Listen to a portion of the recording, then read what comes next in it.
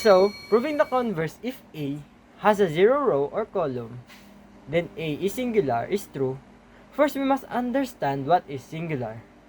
Singular is a square matrix that has a determinant of 0. So, to prove this converse, let's have A as a row 1 of 1 and 3, and row 2 consisting entirely of 0. Now, to get the determinant, we must subtract the product of A and D to the product of B and C. So here is A, is our B, is our C, and our D. So this will become 1 times 0 minus 3 equals 0 times 0. And as we solve this, we will get 0 minus 0, which is 0. So we can say that this matrix is a singular. But now let's try switching the rows. With row 1 consisting entirely of 0, and row 2 having 1 and 3. Copy the formula and solve for the determinant.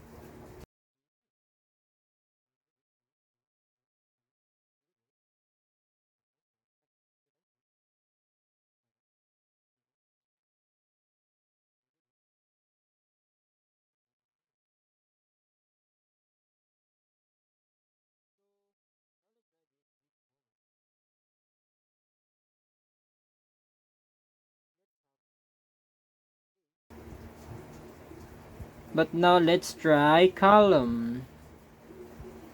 And say that A has a column 1 consisting 2 and 4, and column 2 consisting entirely of 0.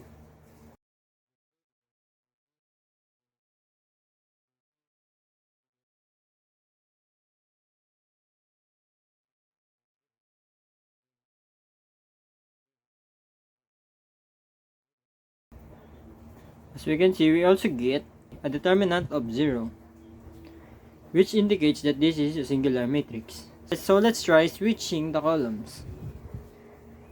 With column 1 having all zeros, and column 2 being 2 and 4.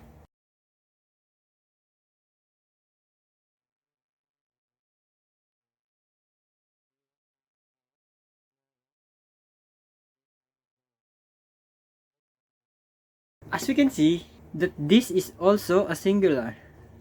This proves that the converse if A has a zero row or column, then A is singular is true. It may be that every matrix that has zero row or column is singular. Not all singular have zero row or column.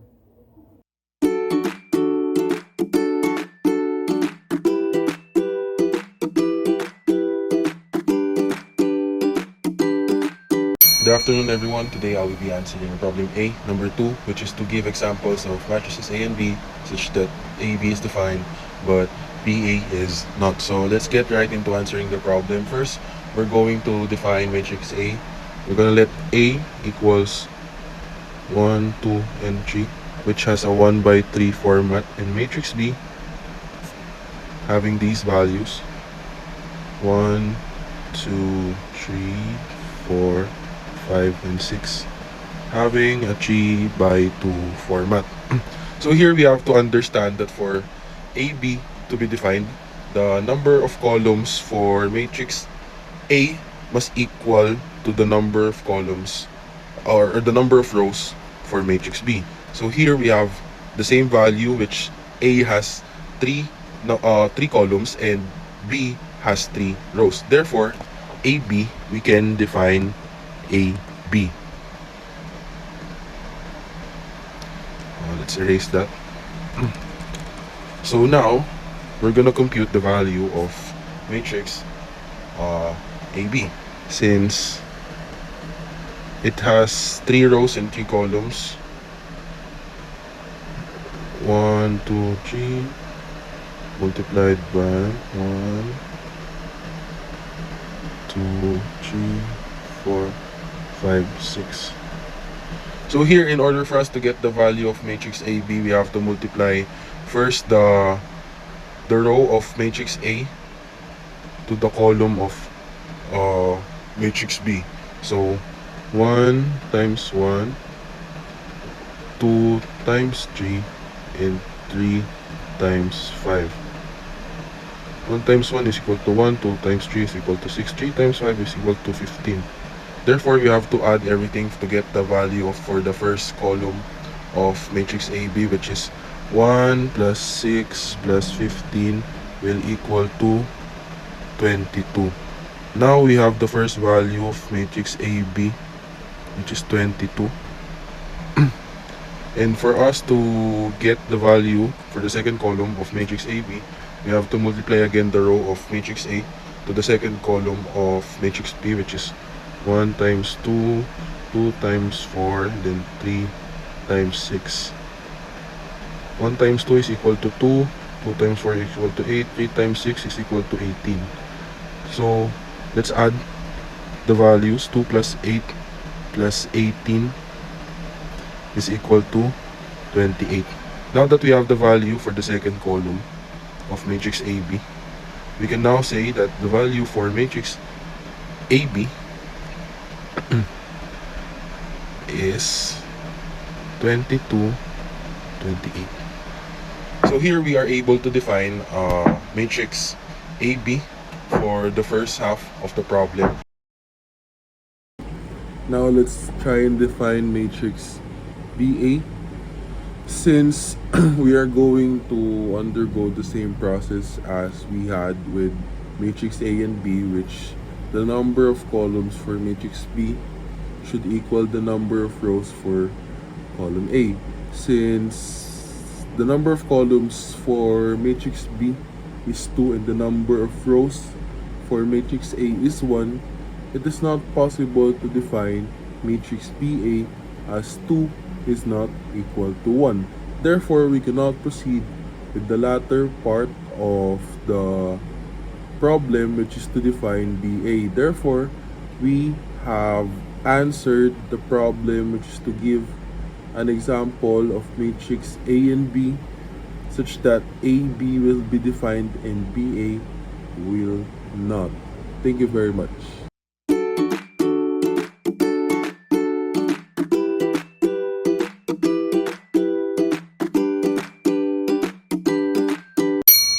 So for the A3, give examples of matrices A and B such that AB and BA are both defined but have different sizes.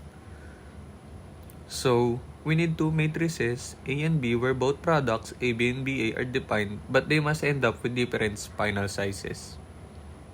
So here, for A we have 1, 4, 2, 5, and 3, 6. And for B, we have 7, 9, 11, and 8, 10, 12. So let's calculate A and B.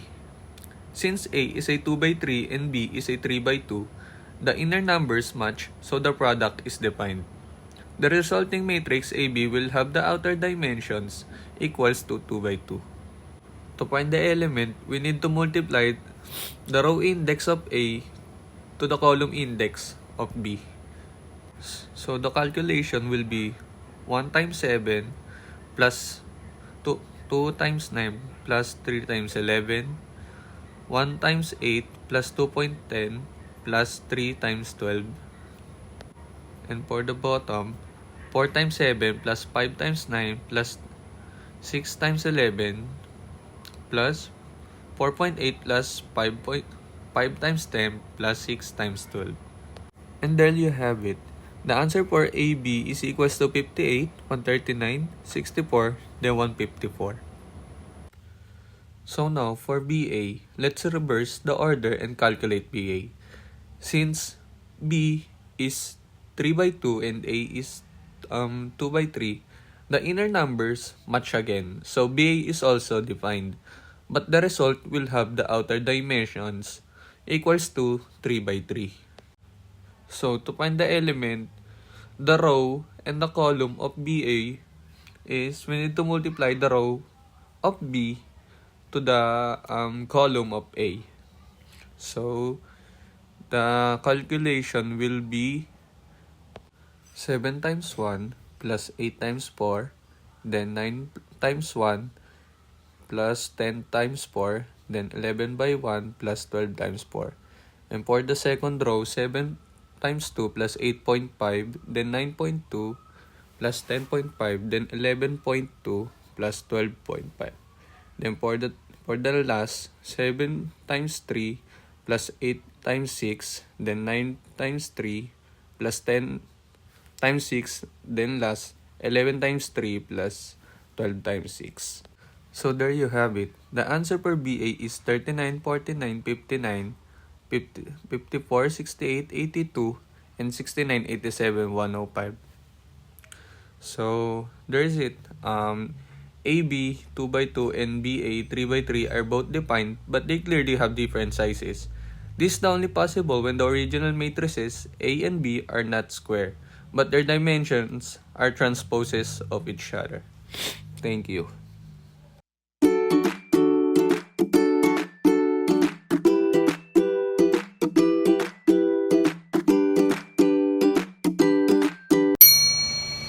For problem number 4, give examples of matrices A and B such that AB and BA are defined and have the same sizes but are not equal.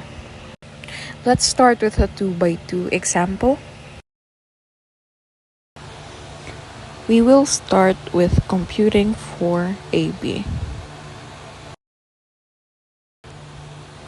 Let's first define A, where A is 1, 0, 2, and 1. Then B, where B is 2 and 1 and 0, 1. When multiplying A and B, we take each row of A and multiply it by each row of B. Then it gives us this result.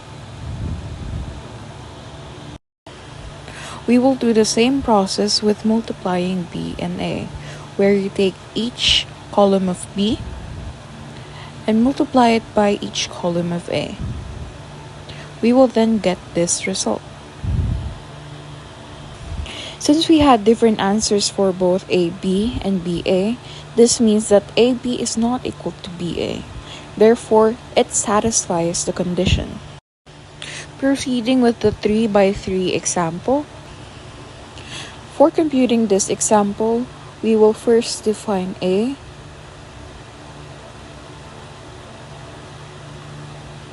as well as B. Computing AB, we will apply the same process that we did with the 2 by 2 example, but this time it's 3 by 3. We will then get this answer. Now, computing for BA, we will do the same process again.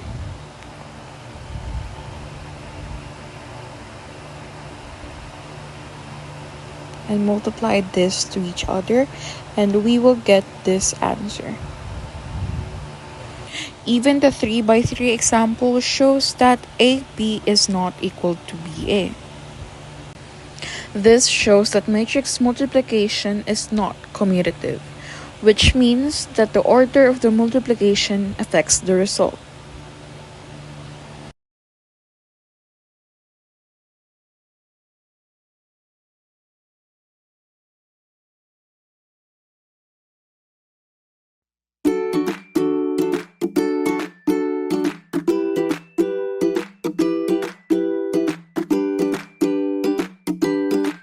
So hi, I'm Justin Chantiaran from BSIT 14, and now we're going to be proceeding to the problem set 1, letter B, item number 1. So in here we have let A be an element of M sub n of A, and suppose that for every B in F of n, the system A x equals B has a solution. Also, we have that show that for every matrix B in M sub n of F, there exists an X in M sub n of F, such that AX is equals to B. Further, prove that the set of X such that AX is equal to 0 has dimension n times the quantity n minus the rank of A. So, based on the problem, we have to prove two things. First is for every b in m sub n of f, there exists an x in m sub n of f, such that ax is equals to b. So that's our first thing that we must prove. The second is the set of all x in m sub n of f such that ax is equal to 0 has dimension n times the quantity n minus the rank of A. In here, we must analyze the given condition. So we are told that for every b in f of n, there exists an x in f of n. So let's just write that down. So there exists an x in f of n.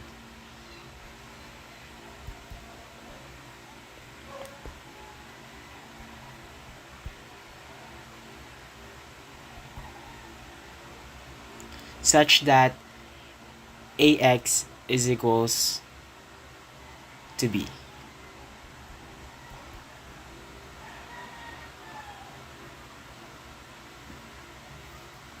Since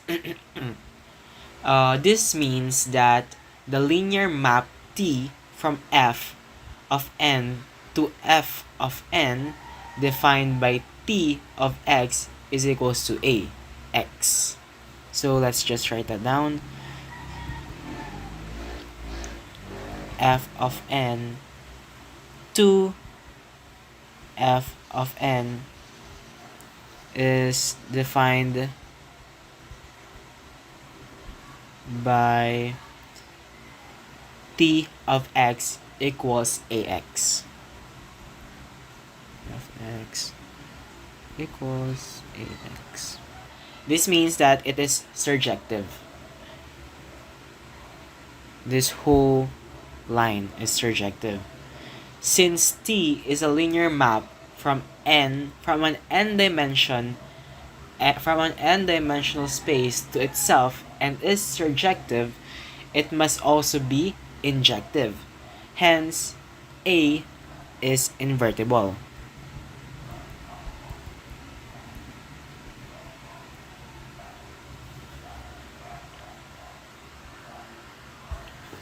So let's solve for the first part, or the first condition that we must prove. So let's solve for the first part. So for the first condition. So in here, let B be the matrix with columns B sub 1, B sub 2, up to B sub n. So let's just write that down.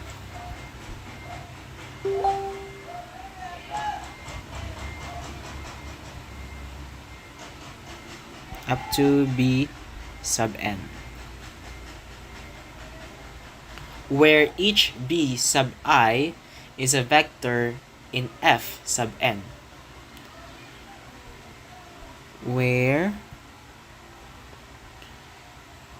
each B sub I is a vector in F sub n.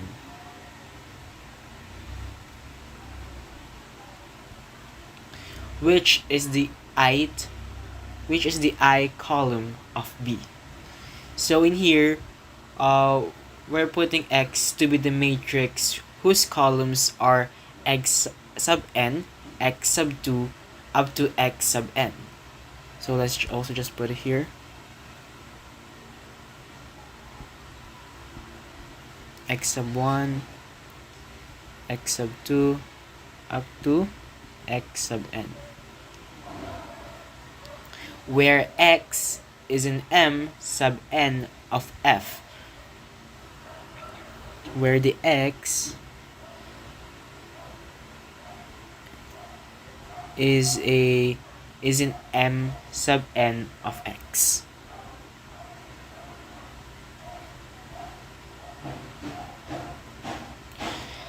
which satisfies AX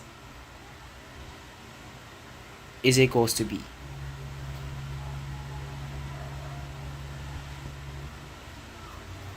This is equivalent to solving A x sub I is equals to B sub I.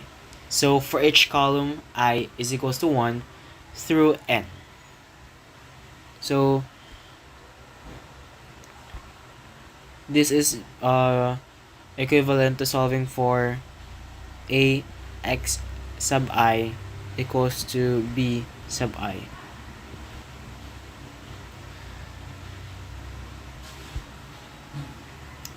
So for each column, I is equals to 1 through n. So I is equals to 1 until n. By our assumption, each A x sub I is equals to B sub I. So it has a solution because A is surjective. Thus, define x sub I as a solution to A x sub I is equals to B sub I. Thus, define x sub I as a solution to AX sub I is equals to B sub I. Then we can multiply A by X. We're multiplying A by each column of X. So AX is equal to a matrix with columns AX sub 1 through AX sub n is equals to AX sub 1,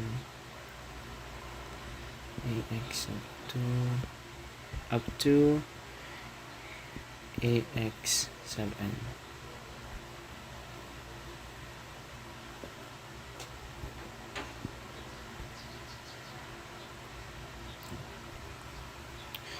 Since each AX sub I is equals to B sub I, the result in the matrix with columns B sub 1 through B sub n, which is B. Therefore, such an X exists. AX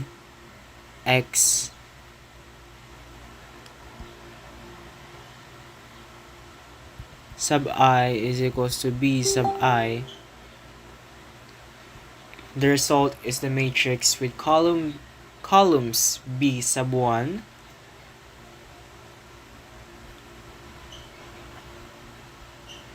B sub 2 through B sub n.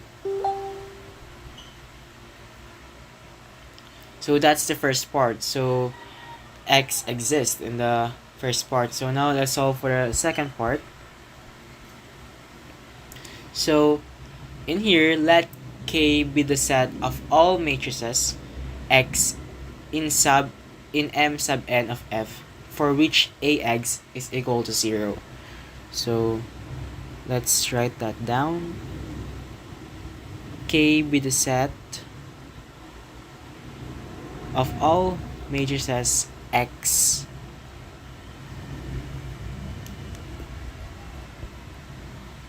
in M sub n of F for which AX excuse me is equal to 0. We can write X as a matrix whose columns are X sub 1 through X sub n. So let's write that down. X as the matrix whose columns are X sub 1, X sub 2 up to X sub n. So in here, each X sub 1 is a vector in F of n. So each X sub 1 is a vector in F sub n. Then AX is equal to 0. AX is equal to 0 if and only if AX sub 1, AX sub I is equals to 0. Then AX is equal to 0 if and only if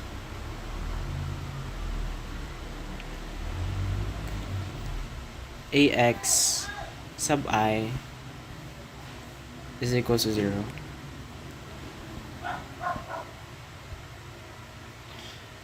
For all I is equals to 1 through n. For all I is equals to 1 through n. Now, we can define the kernel of A, denoted by ker of A. So, kernel of A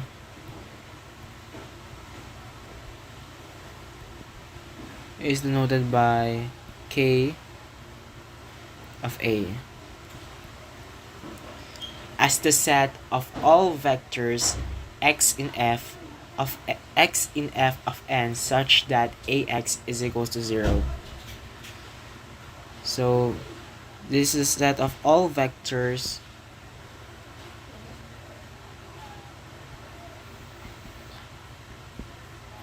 x in f of n such that AX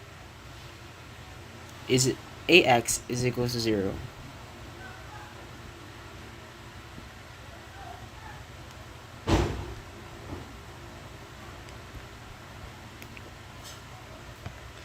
By the rank utility theorem, the dimension of this kernel is n minus the rank of A. So the dimension of this kernel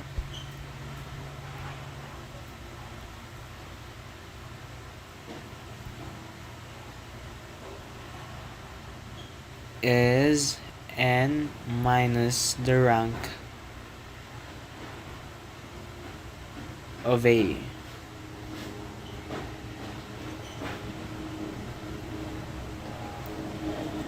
Thus, each column of x can be any vector in kernel A independently. Since there are n columns, the dimension of K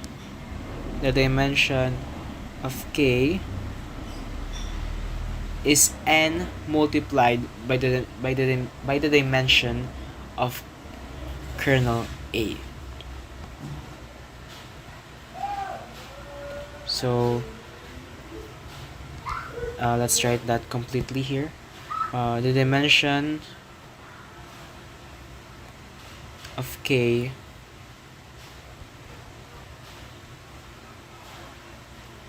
is n multiplied by the dimension of kernel A,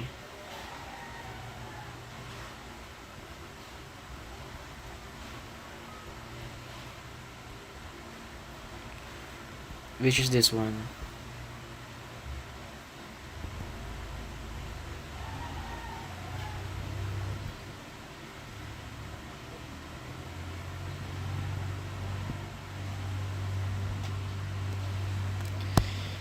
So that is n times the quantity n minus the rank of A.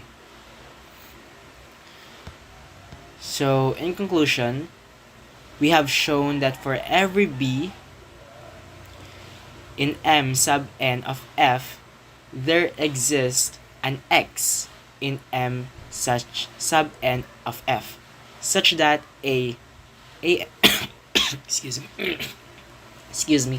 such that AX is equals to B. And on the second part, we have proved that the dimension of the set of all n by n matrices X satisfying AX is equals to 0. is n times the quantity of n minus the rank of A. Hence, we have successfully proven both parts of the problem. So that's all in my part. Thank you very much for listening.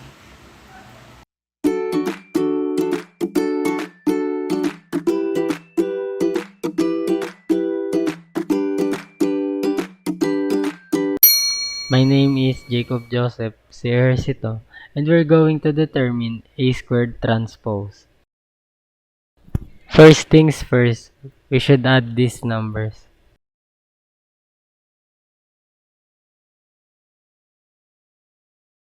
After adding the numbers, we will get the sum.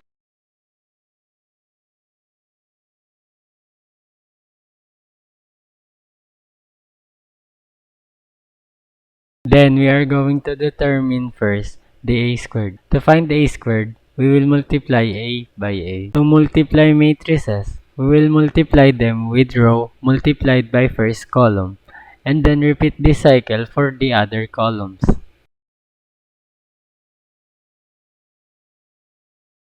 For the first row, in column 1, 1 plus 2 plus I plus negative 1 plus 0 plus 1 is equal to 3 plus I.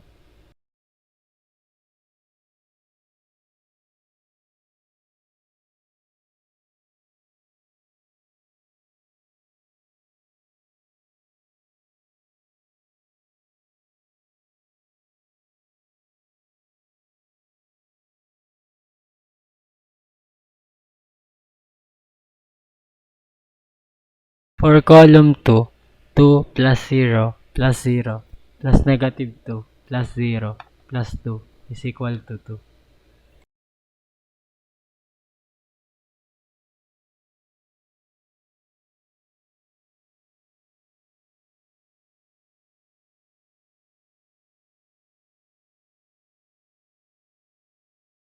For column 3, I plus 0 plus 0 plus 9I plus I is equal to 12I.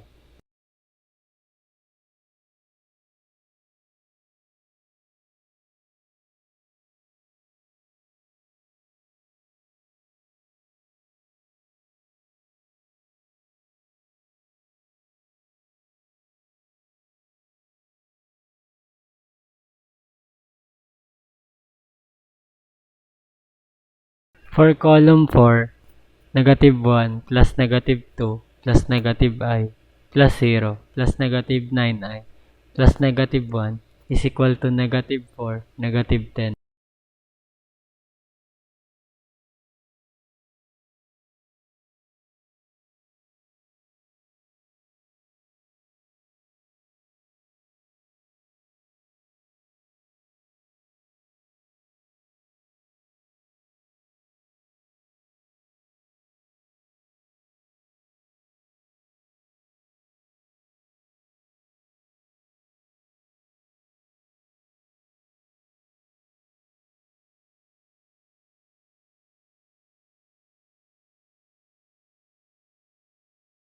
For column 5, 9 plus 4 plus 0 plus negative 9 plus 81 plus 9 is equal to 90.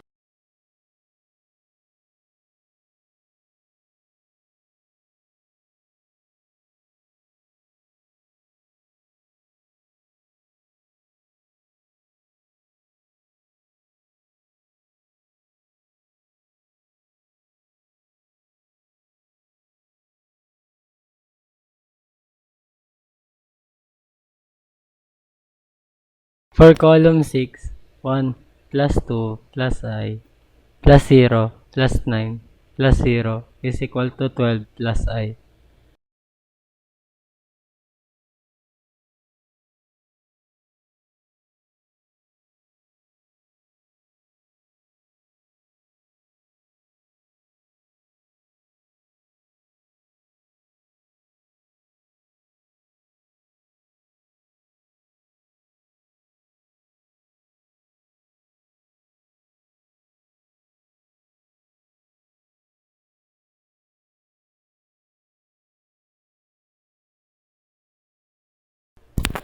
For the second row, column 1, 1 plus 0 plus 0.5i plus negative 1 plus 0 plus 1 is equal to 1 plus 0.5i.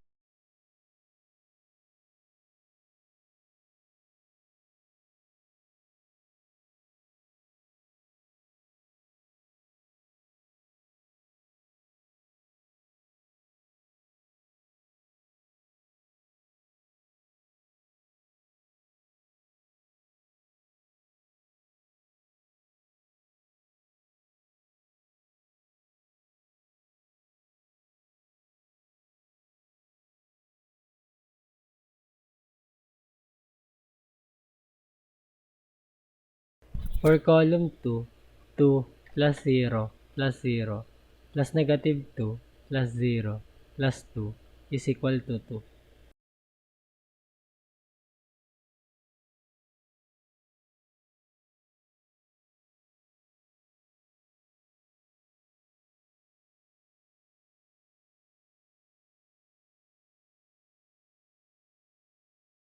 For column 3, I plus 0 plus 0 plus 0 plus 2i plus I is equal to 4i.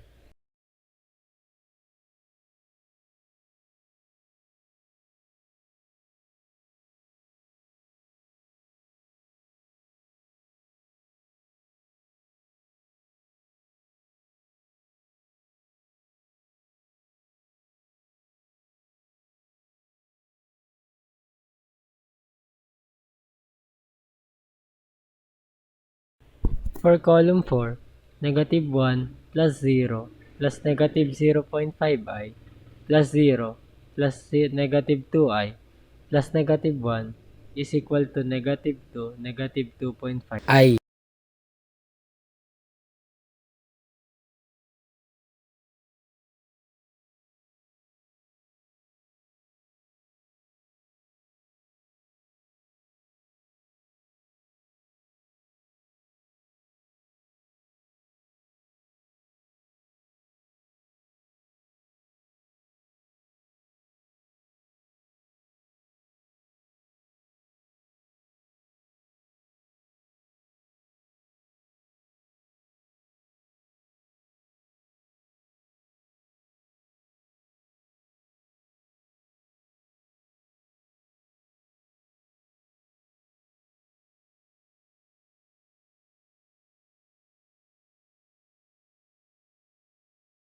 For column 5, 9 plus 0 plus 0 plus negative 9 plus 18 plus 9 is equal to 27.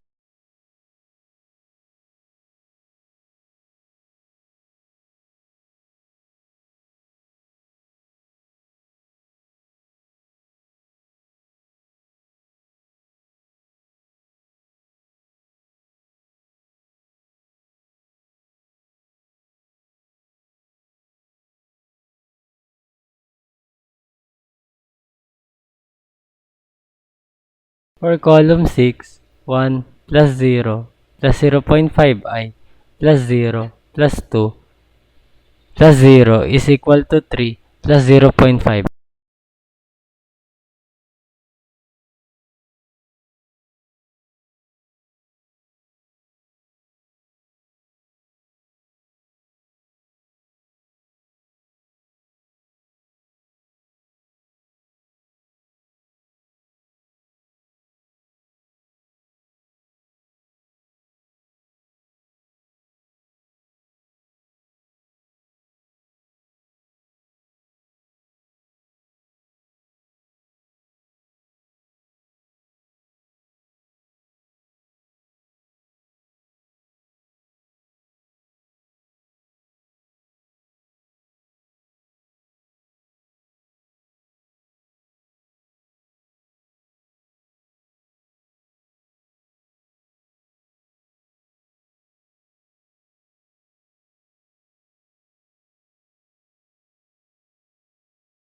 For the third row, column 1, 1 plus 0 plus 0 plus negative 1 plus 0 plus 1 is equal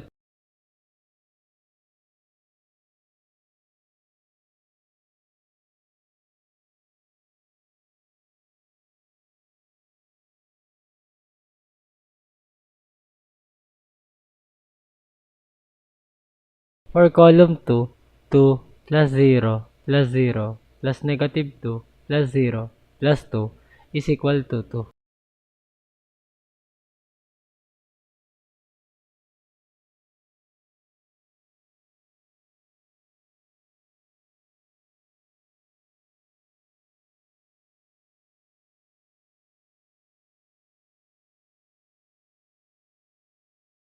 For column 3, I plus 0 plus 0 plus 0 plus 0 plus I is equal to 2I.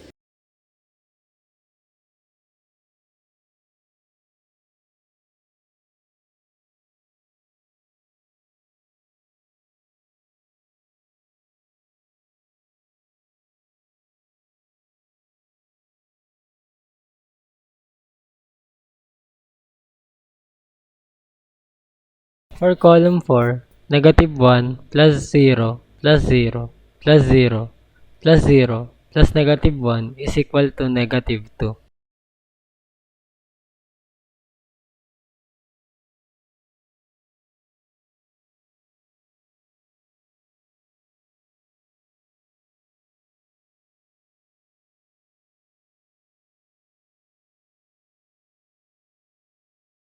For column 5, 9 plus 0 plus 0 plus negative 9 plus 0 plus 9 is equal to 9.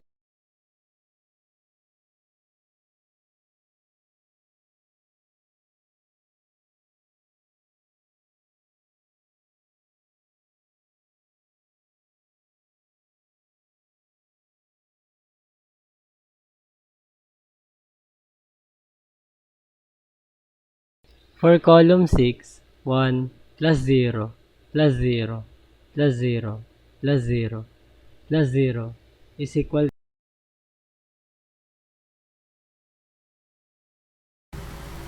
Okay, so I'm Gino Gabriel Tostamban and I'm going to continue the rows 4, 5, and 6 and also do the transpose. Okay, so let's do 1 times 1 is 1. Hold on. 1 times 1 is 1. 2 times 1 is 2. Then 0 times 1 is 0. 0 times 1 is 0. 9 times 0 is 0. And 0 times 1 is also 0. 2 plus 1 is 3. And so let's put it there. Nandyan ay 3. Next up is yung sa row, yung 4, yung column 2. 1 times 2 is 2. 2 times 0 is 0. 0 times 0 is 0. Tapos 0 times 2 is 0. 9 times 0 is 0. And 0 times 2 is 0 times 2 is 0. So add lahat, which is magiging 2 lang. Yan. Yung column 3 tayo. Column 3, 1 times I is I. 2 times I over 2. Yung 2, gagawin nating fraction. Tapos, I halves. Yan. Cancel out. So, ang matira is I. Yan. Tama ba?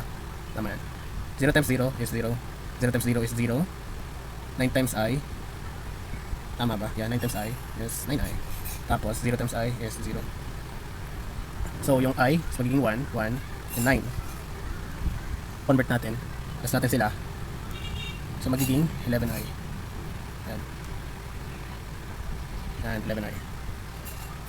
Next up. Yung column 4. Okay, so 1 times 9, 1 times 1 is... Tama ba? Yeah, tama. 1 times negative 1 is negative 1. Tapos, 2 times negative 1 is negative 2. So, minus 2. Tapos, 0 times negative 1 is positive 0. 0 times 0 is positive 0. Tapos, 9 times negative I is negative 9I.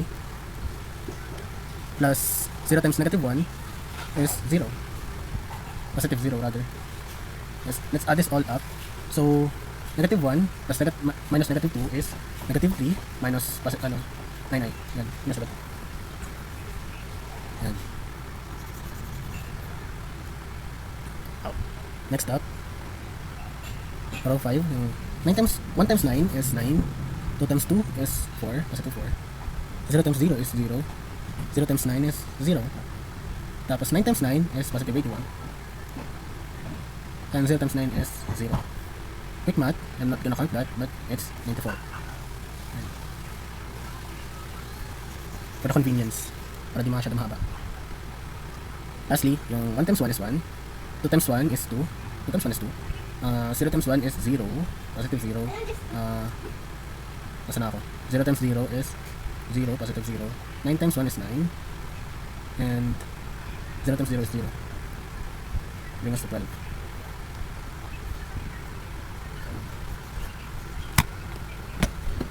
Sunod tayo. Row 5, column 1, 0 times 1 is 0. Hold on. Ganun pala. 0 times 1 is 0. Tapos 0 times 1 is also 0. Susunod ko kay Andra. Okay. I times 1 is I. Okay. Tapos negative 1 times 1 is negative I. Okay, negative I. Tapos 9 times 0 is 0. Tapos 1 times 1 is 1. Okay. Cancel out. Last one. Yan. So, na lang kaya. Hold on. Sunod yung column 2. 0 times 2 is 0. 0 times 0 is 0. I times 0 is also 0. Negative I times 2 is negative 2I. Oh, it's lagging. Let's wait for that.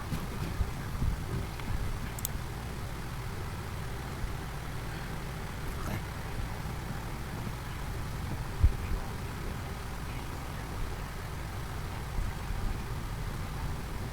Yan. Nag-auto-save kasi. Isa na tayo. Negative I times 2 is negative 2I. Plus 9 times 0 is 0. Then 1 times 2 is 2.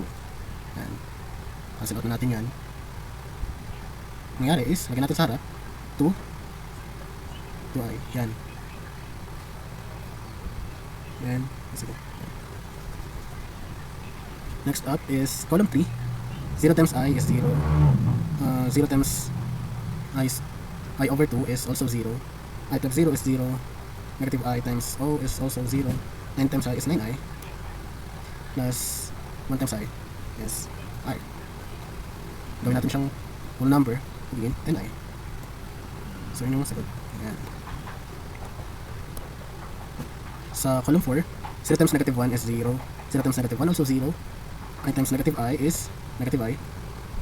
Tama ba? I times negative 1 rather, magiging negative I. Plus, negative I times 0 is 0. Kasi positive.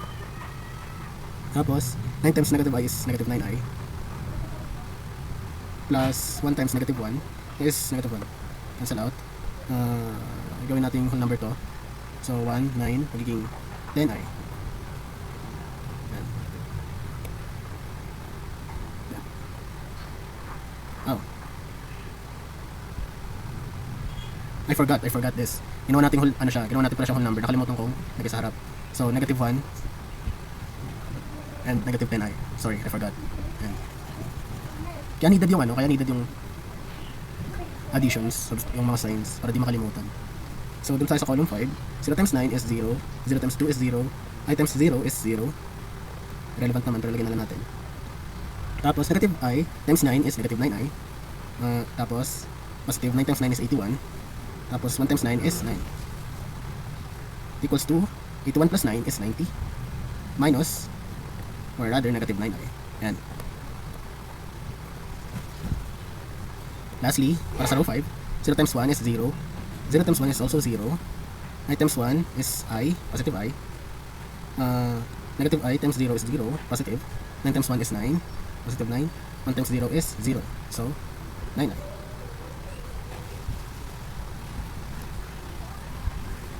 9 plus I, rather. Bakit? Kasi, it was not supposed to be ano, yeah, tama lang, 9 plus I. Sunod row 6. Column 1, 1 times 1 is 1, plus 2 times 1 is 2, I times 1 is I, yan, positive I, plus negative 1 times 1 is negative 1. Mali yung punctuation natin. 9 times 0 is 0. And 0 times 1 is 0. Okay, so, yeah, tama. No.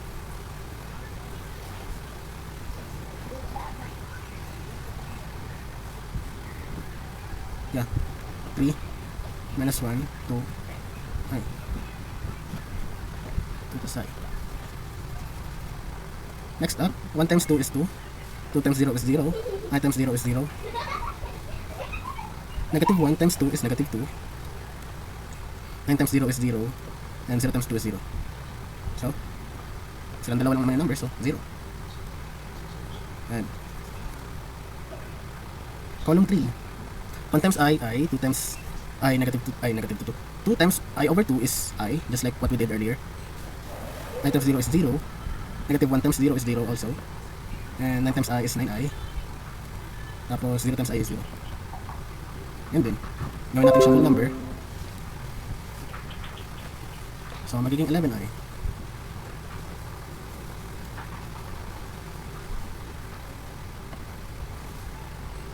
Column 4, 1 times negative 1 is negative 1, 2 times negative 1 is negative 2, I times negative 1 is negative I, negative 1 times 0 is positive 0. Nasaan na ako? 9 times negative I is negative 9I, tapos 0 times negative 1 is 0, positive 0. Ay, negative 3, tapos yung I, gagawin natin positive yung whole number, so 10I is negative 3, negative 10. Yan, napit na. So sunod is 1 times 9 is 9, 2 times 2 is 4, I times 0 is 0, positive 0, negative 1 times 9 is negative 9, 9 times 9 is positive 81, and 0 times 9 is 0. 9 plus 4 is 13, minus 9,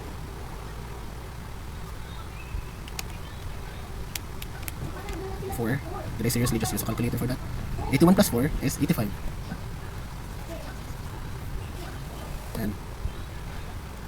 Then lastly, 1 times 1 is 1, 2 times 1 is 2, I times 1 is I, negative 1 times 0 is 0, 9 times 1 is 9, and 0 times 0 is 0. 1, 2, 3, 9, 10, 11, 12. Add. Tapos lagyan natin yung I sa dulo. 12I. Rather 12 plus I.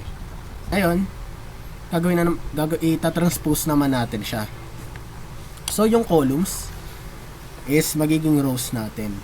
And since I'm not going to waste anyone's time by writing it one by one, I'm just gonna put it here.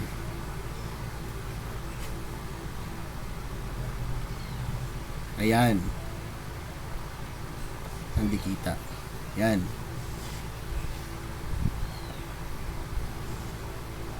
Yan yung yan yung sagot. Yan. Thank you for listening.